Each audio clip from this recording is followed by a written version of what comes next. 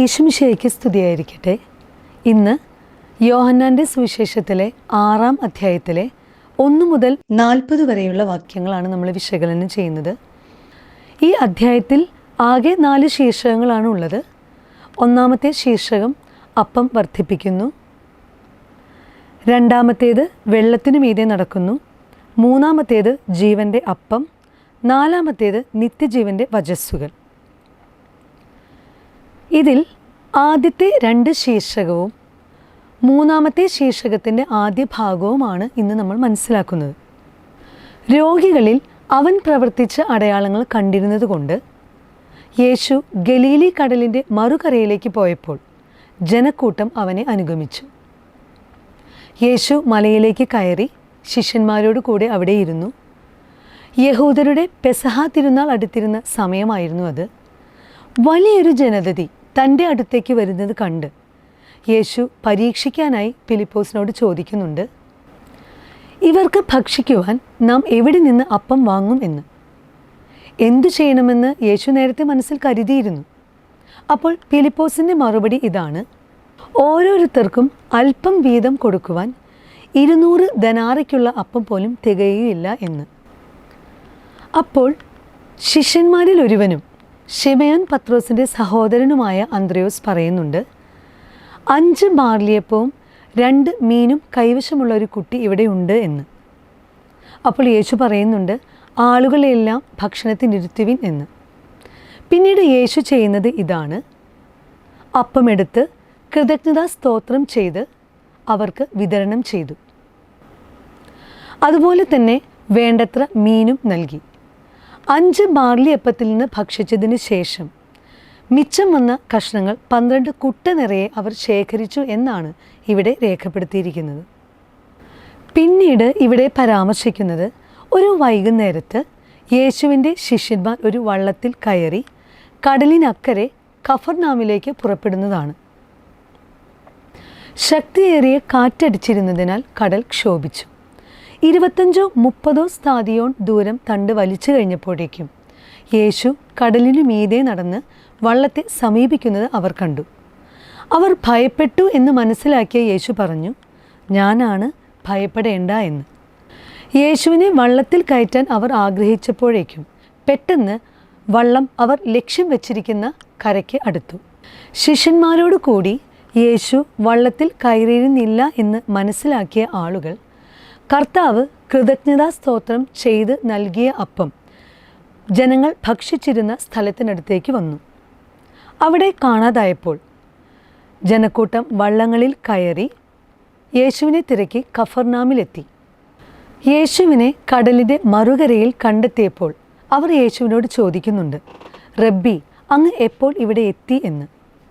ഇതിനുള്ള മറുപടിയിൽ എല്ലാ കാലഘട്ടത്തിലുമുള്ള ആളുകൾക്ക് ഉൾക്കൊള്ളാവുന്ന ഉപദേശമുണ്ട്. പിന്നീട് യേശു പറയുന്നുണ്ട്, ഞാനാണ് ജീവൻ്റെ അപ്പം. എൻ്റെ അടുത്തേക്ക് വരുന്നവന് ഒരിക്കലും വിശക്കുകയില്ല, എന്നിൽ വിശ്വസിക്കുന്നവന് ദാഹിക്കുകയുമില്ല എന്ന്. പക്ഷേ ആരൊക്കെയാണ് അടുത്തു വരിക എന്ന് ഇവിടെ സൂചിപ്പിക്കുന്നുണ്ട്. 37-ാം വാക്യത്തിൽ കാണാം, പിതാവ് എനിക്ക് നൽകുന്നവരെല്ലാം എൻ്റെ അടുത്തേക്ക് വരും, എൻ്റെ അടുക്കൽ വരുന്നവനെ ഞാൻ ഒരിക്കലും തള്ളിക്കളയുകയില്ല. പിന്നീട് 40-ാം വാക്യത്തിൽ പിതാവിൻ്റെ ഇഷ്ടത്തെക്കുറിച്ചും പറയുന്നുണ്ട്. ഇതിനോടൊപ്പം വലിയൊരു വാഗ്ദാനവും നമുക്ക് നൽകുന്നുണ്ട്. പുത്രനെ കാണുകയും അവനിൽ വിശ്വസിക്കുകയും ചെയ്യുന്നവനാരോ അവന് നിത്യജീവൻ ഉണ്ടാകണമെന്നതാണ് എൻ്റെ പിതാവിൻ്റെ ഇഷ്ടം. അന്ത്യദിനത്തിൽ അവനെ ഞാൻ ഉയിർപ്പിക്കുകയും ചെയ്യും എന്ന്. ഇനി നമുക്ക് ഇതിലെ പ്രധാനപ്പെട്ട ചോദ്യങ്ങൾ നോക്കാം. ഒന്നാമത്തെ ചോദ്യം, യോഹന്നാൻ 6-ാം അധ്യായത്തിൽ ആകെ എത്ര വാക്യങ്ങളുണ്ട്? ഉത്തരം 71. രണ്ടാമത്തെ ചോദ്യം, യോഹന്നാൻ്റെ പുസ്തകം 6-ാം അധ്യായത്തിൽ എത്ര ശീർഷകങ്ങളുണ്ട്? ഉത്തരം 4. മൂന്നാമത്തെ ചോദ്യം, അപ്പം വർദ്ധിപ്പിക്കുന്നു എന്ന അത്ഭുതം മറ്റ് സുവിശേഷങ്ങളിൽ കാണുന്നത് എവിടെയൊക്കെ? ഉത്തരം മത്തായി 14:13-21, മാർക്കോസ് 6:30-44, ലൂക്ക 9:10-17. അടുത്ത ചോദ്യം, തിബേരിയാസ് എന്നുകൂടി വിളിക്കപ്പെടുന്ന നദി ഏത്? ഉത്തരം ഗലീലി. അടുത്ത ചോദ്യം, വലിയ ഒരു ജനക്കൂട്ടം അവനെ അനുഗമിച്ചതിന് കാരണം. ഉത്തരം, രോഗികളിൽ അവൻ പ്രവർത്തിച്ച അടയാളങ്ങൾ അവർ കണ്ടിരുന്നതുകൊണ്ട്. അടുത്ത ചോദ്യം, ഇവർക്ക് ഭക്ഷിക്കുവാൻ നാം എവിടെ നിന്ന് അപ്പം വാങ്ങും എന്ന് ഈശോ ചോദിച്ചതാരോട്? ഉത്തരം, പീലിപ്പോസിനോട്. അടുത്ത ചോദ്യം, ഇവർക്ക് ഭക്ഷിക്കുവാൻ നാം എവിടെ നിന്ന് അപ്പം വാങ്ങും എന്ന് ഈശോ പീലിപ്പോസിനോട് ചോദിച്ചതെന്തിന്? ഉത്തരം, അവനെ പരീക്ഷിക്കാൻ.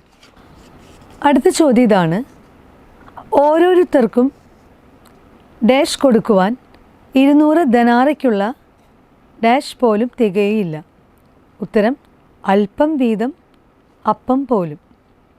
അടുത്ത ചോദ്യം, ഓരോരുത്തർക്കും അല്പം വീതം കൊടുക്കുവാൻ എത്ര ധനാറയ്ക്കുള്ള അപ്പം പോലും തികയുകയില്ല എന്നാണ് ഫിലിപ്പോസ് പറഞ്ഞത്? ഉത്തരം, 200. അടുത്ത ചോദ്യം, ശിമയോൻ പത്രോസിൻ്റെ സഹോദരൻ ആര്? ഉത്തരം, അന്ത്രയോസ്. അടുത്ത ചോദ്യം, യോഹന്നാൻ്റെ സുവിശേഷം 6-ാം അധ്യായം 5-ാം വാക്യപ്രകാരം 5 ബാർലിയപ്പവും 2 മീനും ആരുടെ കൈവശമാണ് ഉണ്ടായിരുന്നത്? ഉത്തരം, കുട്ടിയുടെ. അടുത്ത ചോദ്യം, 5 ബാർലിയപ്പവും 2 മീനും കൈവശമുള്ള ഒരു കുട്ടി ഇവിടെയുണ്ട് എന്ന് യേശുവിനോട് പറഞ്ഞതാര്? ഉത്തരം, അന്ത്രയോസ്. അടുത്ത ചോദ്യം, എത്ര പുരുഷന്മാരാണ് അവിടെ ഇരുന്നത്? ഉത്തരം, 5000-ഓളം. അടുത്ത ചോദ്യം, യോഹന്നാൻ്റെ സുവിശേഷം 6-ാം അധ്യായം 11-ാം വാക്യം ഉദ്ധരിക്കുക.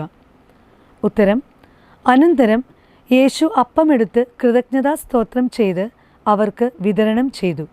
അതുപോലെ തന്നെ മീനും വേണ്ടത്ര നൽകി.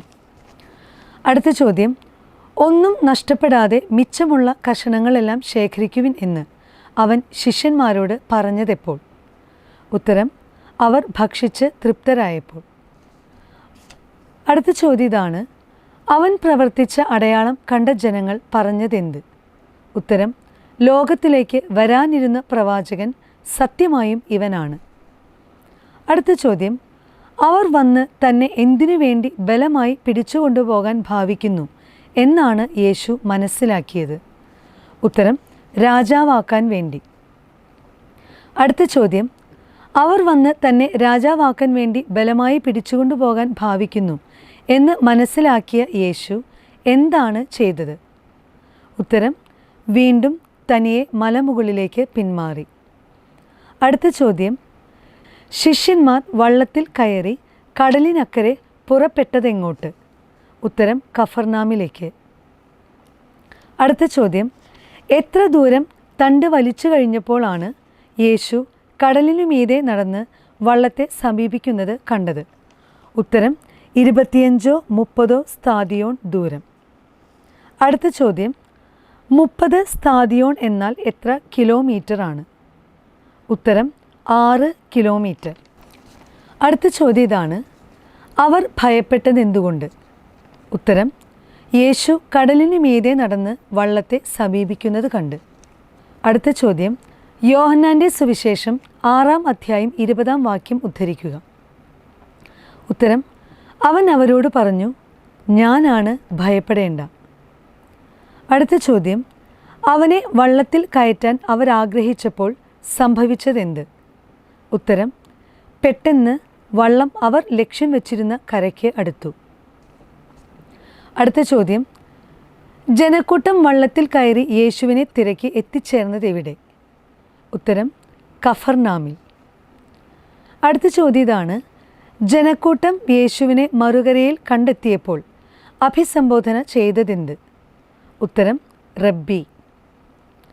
അടുത്ത ചോദ്യം, എന്തുകൊണ്ടല്ല നിങ്ങൾ എന്നെ അന്വേഷിക്കുന്നത് എന്നാണ് യേശു ജനക്കൂട്ടത്തോട് പറഞ്ഞത്? ഉത്തരം, അടയാളങ്ങൾ കണ്ടതുകൊണ്ടല്ല.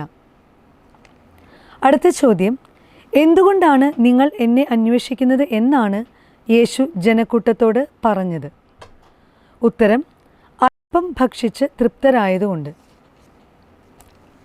അടുത്ത ചോദ്യം, യോഹന്നാൻ്റെ സുവിശേഷം 6-ാം അധ്യായം 27-ാം വാക്യത്തിൽ മനുഷ്യപുത്രൻ തരുന്ന അപ്പം എങ്ങനെയുള്ളതാണെന്നാണ് പറയുന്നത്? ഉത്തരം, നിത്യജീവൻ്റെ അനശ്വരമായ അപ്പം. അടുത്ത ചോദ്യം, എന്തിനു വേണ്ടി അധ്വാനിക്കുവാനാണ് യേശു ജനക്കൂട്ടത്തോട് പറയുന്നത്? ഉത്തരം, നിത്യജീവൻ്റെ അനശ്വരമായ അപ്പത്തിനു വേണ്ടി.